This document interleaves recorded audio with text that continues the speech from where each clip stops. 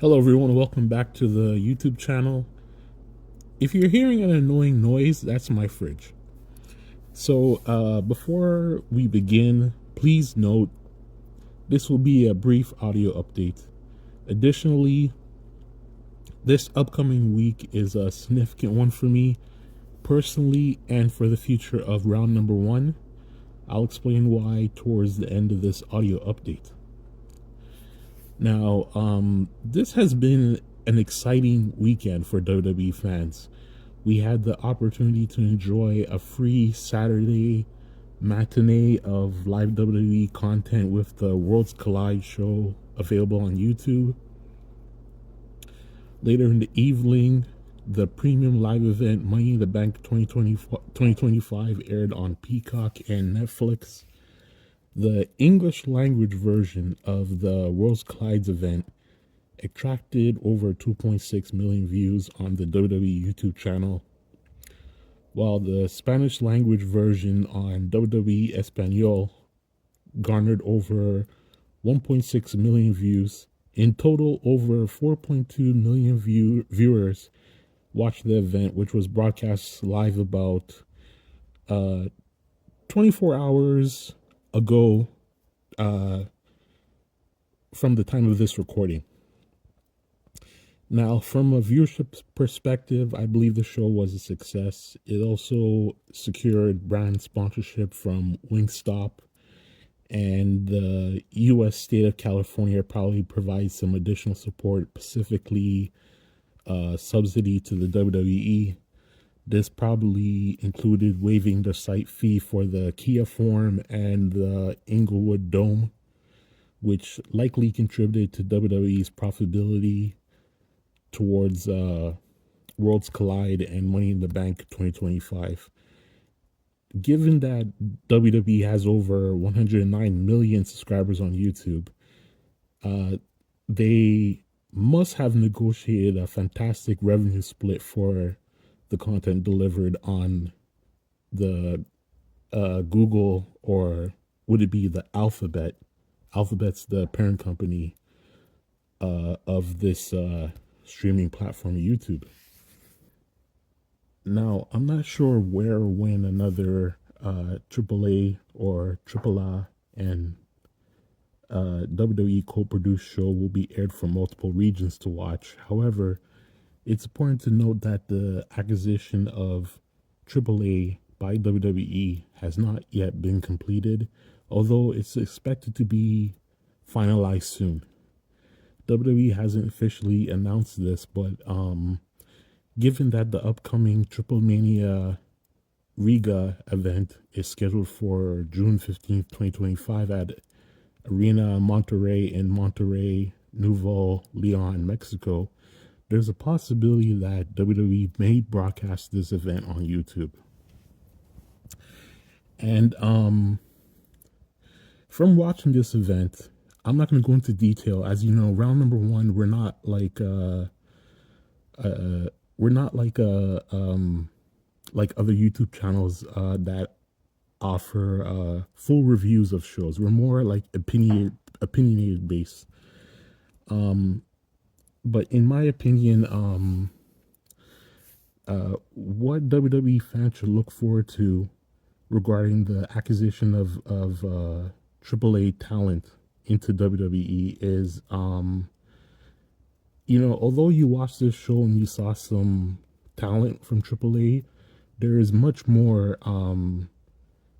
AAA talent the WWE would like to showcase to their audience who are not on this card, such as Reina Dorada and others who speak fantastic English. So look forward to these AAA talent that you have seen on Worlds Collide and future AAA talent to be exposed on the WWE, NXT, and possibly even TNA programming in the future. Now, moving on to other WWE news, we have a new women's Money in the Bank winner, Naomi. I was catching up with some friends via text messaging, and they all predicted that Naomi would win. Honestly thought Stephanie Vaquero would win the briefcase. As for the men's Money in the Bank winner, we all were in agreement that it would be LA Knight. Unfortunately, LA Knight didn't win the Money in the Bank match. I'm legitimately frustrated about why Seth Rollins had to win this instead. I don't understand why established main eventers like Seth Rollins need to win a Money in the Bank briefcase to get a championship opportunity. Seth Rollins has been on the path to becoming a main eventer for years. And at 39 years old, he is just 1 year younger than me.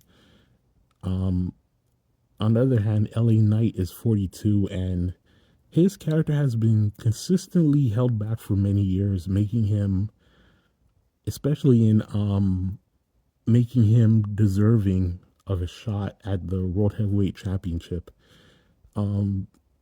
As we've seen, LA Knight has been given various shots at the U.S. Championship. He's held the U.S. Championship a number of times, and it's like WWE wants that championship to be his award for being an excellent WWE superstar, both on television and off television, especially with his community involvement. But obviously, we all know that LA Knight is a world championship level caliber talent and should be in contention and should have eventually should have hold the world heavyweight championship by now. But due to some circumstances, LA Knight hasn't been lucky to win the world heavyweight championship or even the WWE championship, to be honest, since he's on SmackDown. Now, so my friends and various podcasters have mentioned that LA Knight's career may have been suffering due to some alleged dislike from Triple H. While it sounds like a Marcus thing to say publicly, I believe this was the perfect opportunity to for Triple H to dispel any notions he has an alleged bias against his peer LA Knight. So moving on, WrestleMania 42 was announced as officially hailing from Las Vegas again. Triple H said the following in the commercial shown last night during Money in the Bank.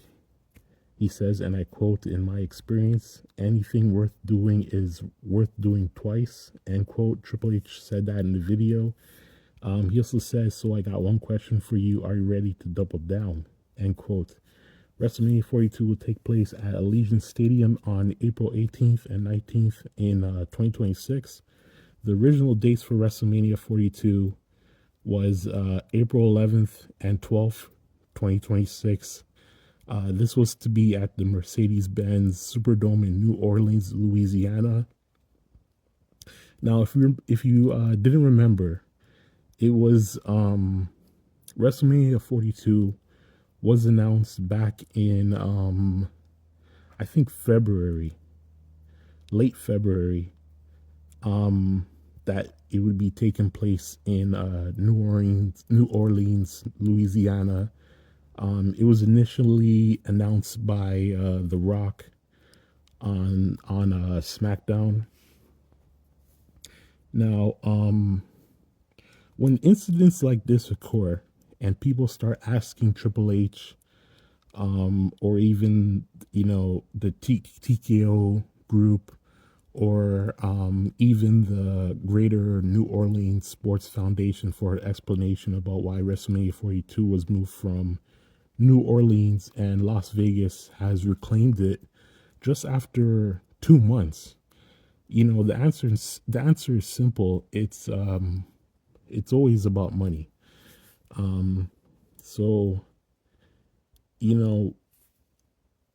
when WWE and TKO reviewed the profits from WrestleMania 41, which I don't think has officially been released yet, I think it pleased, but from their end, when they saw the numbers, I think it pleased the executives greatly, prompting them to choose Las Vegas for WrestleMania again.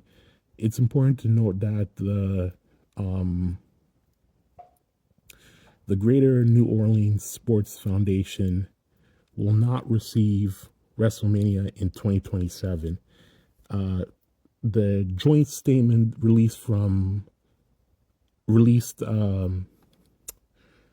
the WWE and the Greater New Orleans Sports Foundation indicated that New Orleans will receive a future WrestleMania. As to when that future will happen, we don't know. Could be 2027, could be 2028. In my opinion, WWE will not offer WrestleMania to New Orleans in the near future, possibly in the farther future, unless they can demonstrate to WWE that they can provide a better financial deal than Las Vegas. Like, personally, I believe that we're moving towards a future with a series of international WrestleManias going forward, with Las Vegas hosting events in between. Like I said before, in last week's upload, I predicted that WrestleMania 42 would be in Las Vegas. For 2027, I believe it's going to be in London. And then after that, I don't think it's going to be in New Orleans. It probably will be in another U.S. city, and then eventually probably we'll head back overseas, and then back to Las Vegas. Now let's discuss the return of R-Truth without any distractions. Do I believe it was a work all along? Definitely not. I believe R-Truth being told that his contract wasn't being renewed was genuine, meaning it was legitimate. And the statement that he posted on Twitter or X, I believe was a genuine statement. I don't think that it was part of any. I don't think it was part of a work. And personally, I suspect, without any concrete proof, that R-Truth may have signed a short-term deal for now. And I say that because, he's like either 52 or 53 years old. And, 52 or 53, it's a young age. But in terms of in-ring competitor, it's age that is in wrestling terms is nearing prehistoric, nearing the prehistoric level in terms of age of wrestlers still competing in the ring. And I personally think that WWE doesn't want active in-ring competitors who are 52. Soon, many wrestlers will be nearing 45 years old. And eventually there will be 50-year-olds who will still look great and are entertaining, but and unfortunately they'll be carrying significant contracts that WWE or TKO might feel the need to phase out quickly. I believe that's the future we're heading to in the WWE. It's we're on a definite path that unfortunately these superstars who made their debuts going on 17 to 20 years ago, their time is drawing to an end as being active in-ring competitors who carry significantly large contracts. Now, it's been reported that many people at WWE were trying to reach out to R-Truth to work on the agreement after displeasure from the audience towards R-Truth's release, to the talent going on social media and showing their displeasure over R-Truth being released.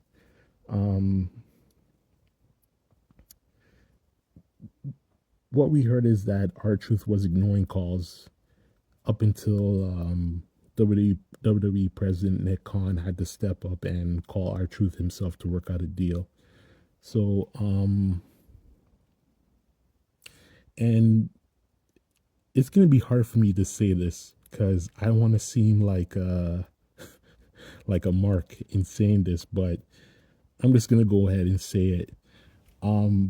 I think there's something being buried, and it's being something's being buried within this story, and like I said, I might seem like a mark. I might seem like an idiot for bringing this up and tying it to R-Truth, but I gotta say this: the announcement of Nikki Bella returning to the WWE was made yesterday. She'll be a Raw superstar going forward. You know, I hate to say this, but I have to be honest. When it was announced that Nikki Bella had to pay her ex-husband a divorce settlement of I think it was $200,000, and she has to make monthly payments of $3,500. I realized at that moment she would likely try to return to wrestling immediately. Tony Khan didn't take the bait, even though her brother-in-law works closely with him over at AEW. Unfortunately, WWE did bite the bait, and it's quite disappointing. It's quite sad because I firmly believe that Nikki Bella has no legitimate place in the WWE. Her return is driven by her financial needs rather than a genuine interest in events like Evolution 2 or it's just clear to me that the reason that she's back is to fulfill this legal obligation, and it's clear that Nikki Bella will be receiving a substantial contract with the WWE. So what I think is politically, this situation doesn't look good if WWE releases R-Truth and fans, talent, and even people in the office were disappointed. And hey, don't forget this as well. When R-Truth announced his contract was being renewed, other people went on social media and announced that their contracts weren't being renewed, such as Carlito and Sarah Logan, also known as Valhalla. But unfortunately for Carlito and Sarah Logan, little attention was given to them compared to the attention that was given to R-Truth. And it just didn't make sense that Nikki Bella is being welcomed back with a massive contract, primarily so she can fulfill her commitments regarding her divorce settlement, but then someone as fan favorite as R-Truth is released. So politically, WWE made a wise choice in welcoming back R-Truth before announcing Nikki Bella's return. Looking ahead, notable WWE superstars such as The Miz and Karrion Kross have contracts that are set to expire really soon. The question remains, will WWE reconsider its plans and opt out to renew these contracts, or will they wait until the audience voices their opinions? We have to wait and see. So, before I end, I'd just like to say the following. This week, I'm starting my training for a new job as an essential worker for the city of Toronto. If I succeed in my training and pass the lengthy probation period, I will elevate round number one to new heights in late 2025 and into 2026 and beyond. My family has faith in me, and I'm confident that I will be successful. So please note that updates for round number one will now be provided only on weekends until further notice. Thank you for your understanding, and I'm very excited about the future of round number one. So that being said, this is Michael. Thanks for listening, and I'll catch you guys on the weekend.